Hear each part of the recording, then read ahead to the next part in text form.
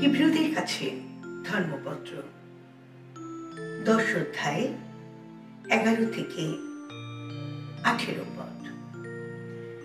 প্রতিটি যাজক মন্দিরে দাঁড়িয়ে তার যাজকীয় সেবাকর্ম প্রতিদিন সম্পন্ন করে থাকে। বারবার তিনি সে একই বলি উৎসর্গ করেন, যা কোনোদিনই পাপ দূর করে দিতে পারে না। খ্রিস্ট কিন্তু পাপের প্রায়শ্চিত্ত রূপে একটি মাত্র বলি উৎসর্গ করে গেছেন। তারপর তিনি চিরকালের মতোই ঈশ্বরের ডান পাশে আসন নিয়েছেন, আর সেখানে তিনি এখন সেই দিনের প্রতীক্ষায় রয়েছেন যখন তার শত্রুদের তার পাদপীঠ করে রাখা হবে।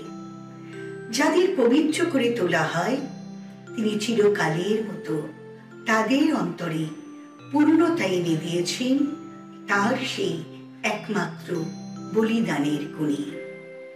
আর এই কথা সত্য, স্বয়ং পবিত্র আত্মাও তার সাক্ষী। প্রথমে তিনি বলেছেন, সেই সমস্ত দিনের পর আমি এবার তাদের সঙ্গে এই সন্ধি স্থাপন করব। এ কথা বলেছেন স্বয়ং প্রভু। আমার বিধিবিধান আমি তাদের হৃদয়ের গভীরে রেখে দেব, তাদের চিত্তপটে তা লিখে রাখব। তিনি এও বলেছেন, তখন আমি আর মনেও আনব না তাদের যত পাপ, যত অনাচারের কথা। সুতরাং এইসব যেখানে ক্ষমা করা হয়েছে, সেখানে তো আর পাপের প্রায়শ্চিত্ত বলি উৎসর্গ করার প্রয়োজনই থাকে না। প্রভুর বাণী।